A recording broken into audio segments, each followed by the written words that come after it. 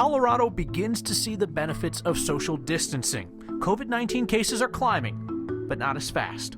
As hospitalizations surge again, we seem to see a portion of people getting sick, really quick, and needing long stays in the hospital. That has the state looking for other beds that could become hospital beds. A 96-year-old Coloradan who beat COVID-19 wants to offer the rest of us hope. We press the governor on what happens when rent is due next month and people don't have paychecks. Getting grandma groceries through some smart social distancing. Finding beauty in our quiet city. And my most unfortunate haircut at home. Come on into my place. This is next. What we're doing might be working. This big statewide experiment to keep our distance from each other and make it harder for COVID-19 to jump from person to person. The state researchers studying our actions and the virus's reactions said for the first time today that they are seeing some signs of progress, as in the closure of bars and restaurants a few weeks ago may have at least slowed the rate of spread. So it would appear that we have avoided that horror show scenario that was laid out by Governor Jared Polis, the idea of how many Coloradans we might lose if we did nothing. But they say it will not be until next week that we're really going to know whether the bulk of our social distancing, that stay-home order, is having a real impact. We're hoping that these social distancing measures are significantly reducing the effect of R0 here in our state. So when you saw that it was spreading at, doubling every 1.6 days and sounding the alarm bells and talking about that scenario where 30, 40, 50,000 Coloradans could lose their lives, that was if we did nothing, if we went around business as usual, we kept hanging out together, having parties, going to bars and clubs. Through those initial measures and with the traffic proxies that you saw, it likely reduced the social context in the 50-60% range.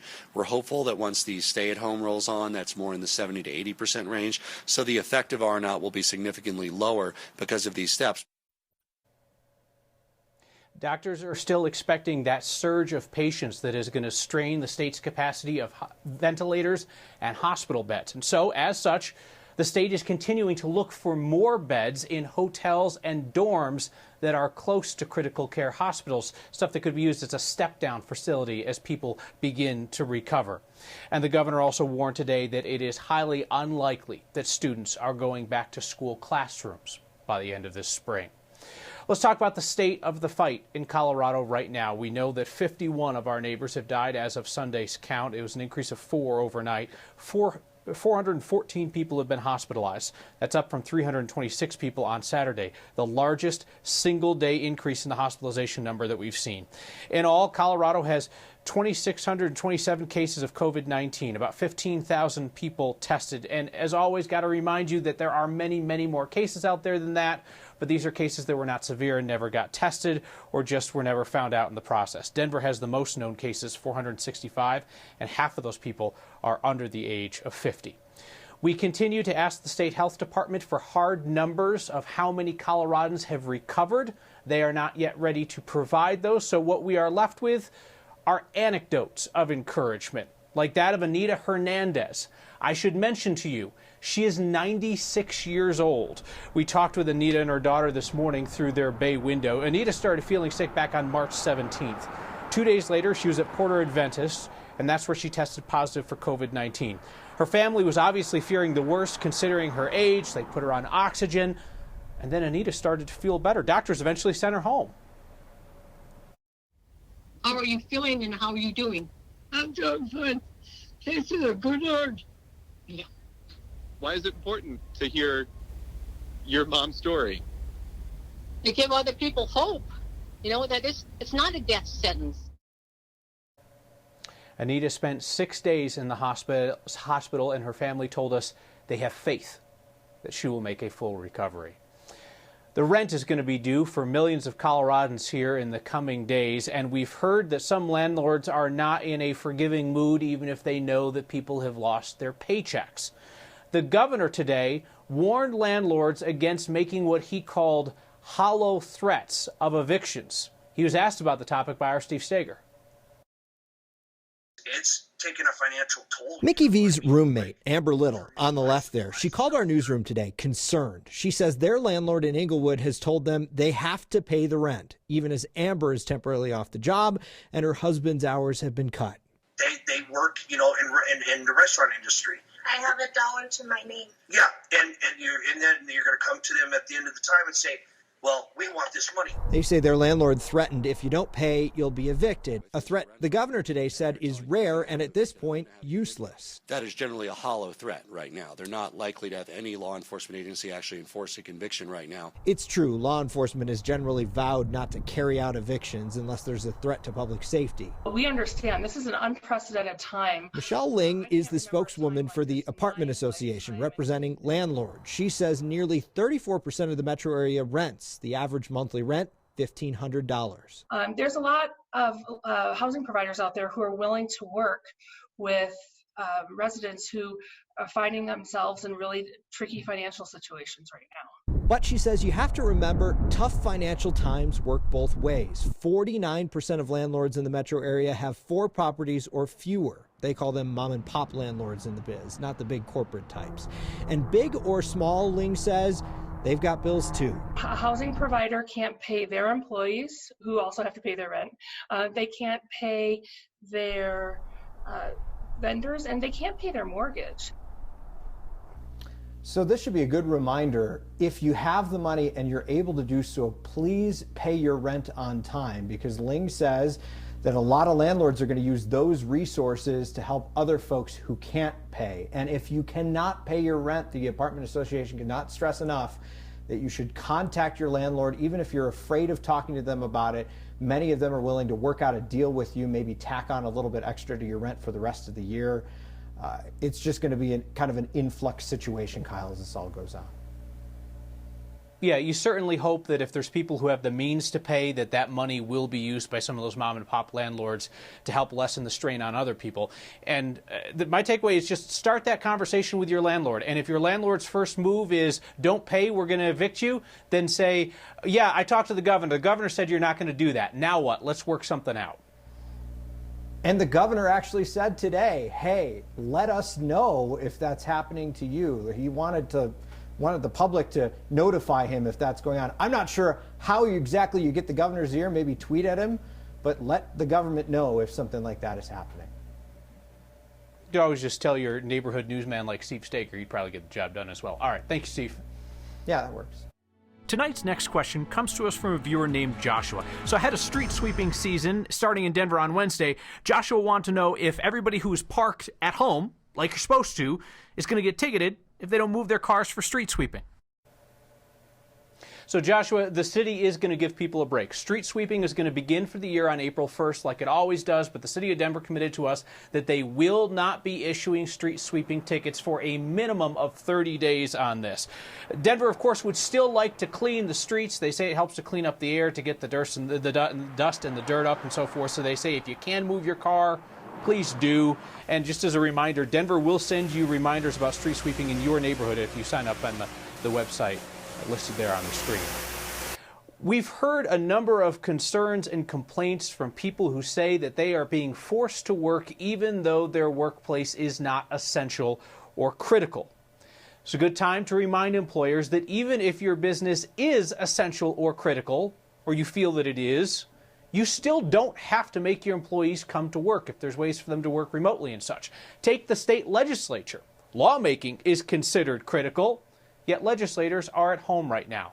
And when they return, they plan to address that specific complaint about workplaces. Here's politics guy Marshall Zellinger. Mr. Gregorio, please call the roll. Your state legislature was supposed to come back to work today. Baisley, excused. Benavides, excused. Byrd, excused. Some did. Larson.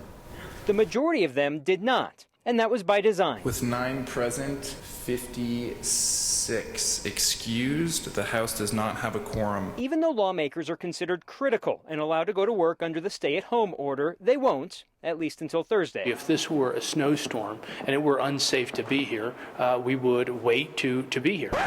Wait, what? 1 year ago, when the bomb cyclone hit, Democratic Senate President Leroy Garcia kept lawmakers working. We have to get the job done. That's a Marine spirit. I've definitely learned from my past. People need to adhere to the advice that is being given by health officials, physicians, others who are experts in this arena. My daughters are doing their cello lessons on Zoom. Republican Senator Owen Hill, who wanted the Senate closed during the bomb cyclone, wants the legislature back at work now, even if it means changing the rules to allow remote participation. We should at least have the opportunity to address issues that come up, and we can't do that if we're in adjournment. When the legislature fills these seats again, there's likely to be a new focus on bills to fix issues uncovered in the last few weeks. We're hearing from the Attorney General that there's price gouging that's happening across the state of Colorado. Coming back to work will also mean having a say in how Colorado recovers. One of the concerns out there is the federal stimulus money. If we as a legislature aren't open for business, the governor would have huge amounts of authority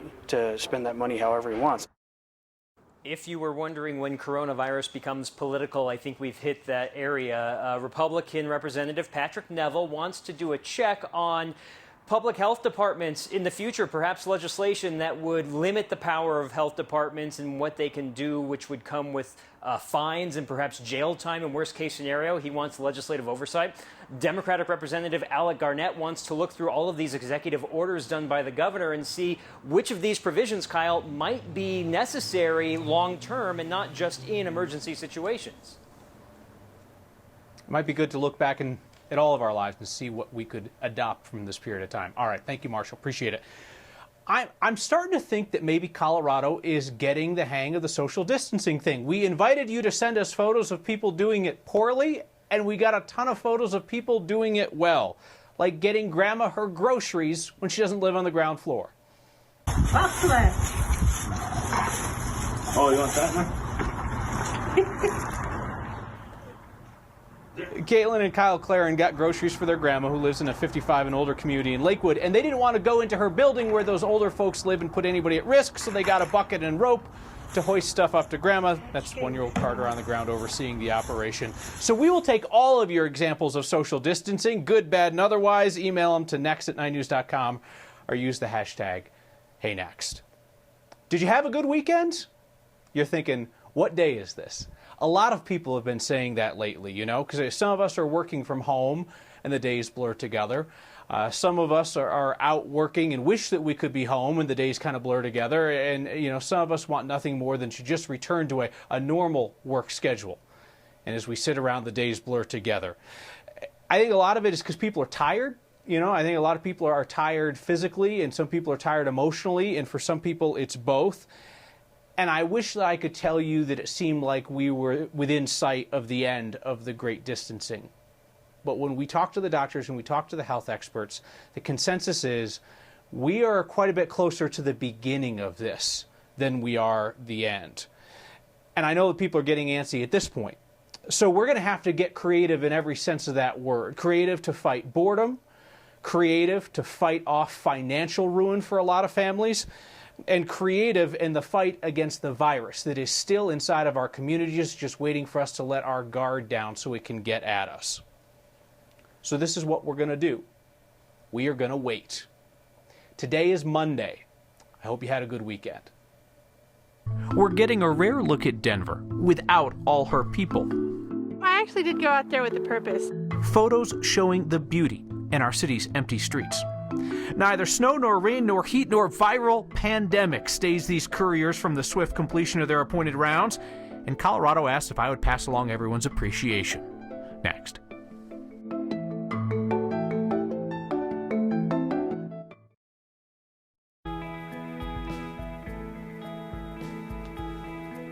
Postal workers, if you have not heard it lately, Colorado appreciates you.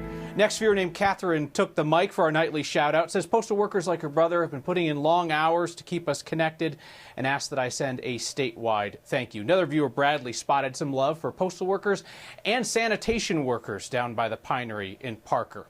So we've got this huge stack of your suggested shout-outs for the people who are keeping Colorado running. We will do one each night, but I want to do something different tonight.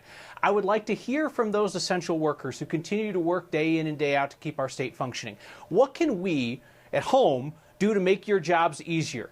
Text me and let me know, and I'll share it statewide. 303-871-1491 is the answer. Essential workers, what could we do to make your lives easier?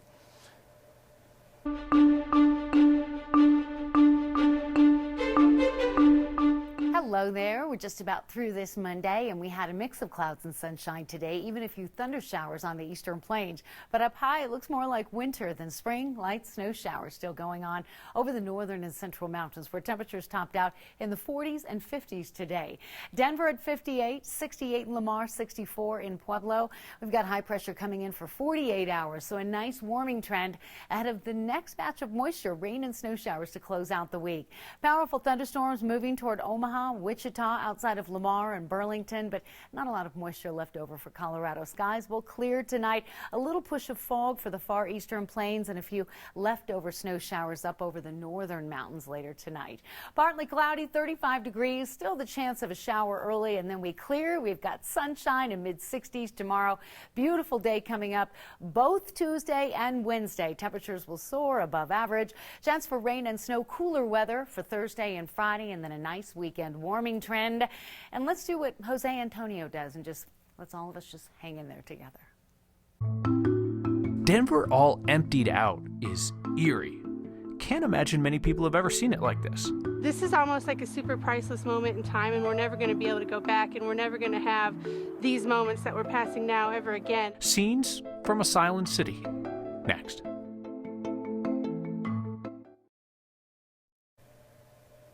Opened my email to see some striking photos from a next viewer named Renee Martin. She wrote that she was moved by the silence and the stillness in our stories about Denver streets, so she decided to go out with appropriate social distancing to take some of her own pictures.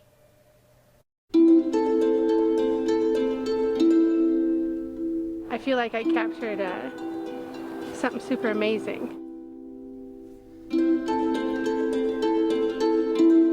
We actually drove all over downtown and down Broadway to take pictures of Denver.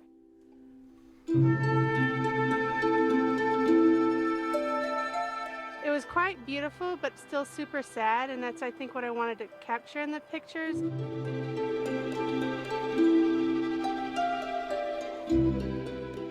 My name's Renee, and this is my daughter, Eliana. We went out to go take pictures Friday night. I wanted to capture the stillness in Denver and how empty it is, and just the vibe of what's going on with everybody, and just the fear, the nervousness, the loneliness, and the emptiness, but still there's a piece of hope. And if you look at some of the pictures, there's these signs out front of the building where they say, temporary closed, but we'll be back. And I think just seeing that was really inspiring. I have my hopes and dreams set up to do more outdoorsy stuff, and hopefully get to see the people come back to Denver and fill the streets and not make it feel so empty.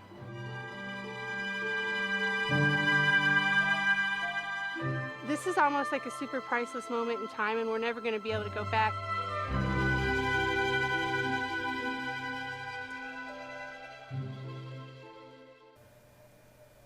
That is finding the good in the situation. When we return, the bad in the situation, primarily my haircut over the weekend. Next. Anybody else try a haircut at home over the weekend?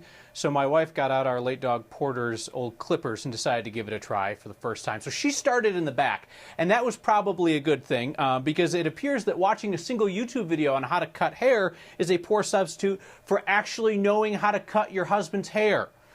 She took a couple patches out of the back of the head, so we decided that, you know, we're just going to basically leave the sides and not touch the top and the front at all. So basically, I'm just going to look more and more like a cockatoo as the weeks go on. It's just going to be this plumage in the front that kind of hangs down.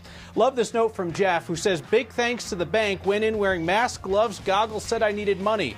Instead of being tackled by security, they said, have a nice day, sir. Thanks to the bank employees. For My Home to Yours, I'll see you next time.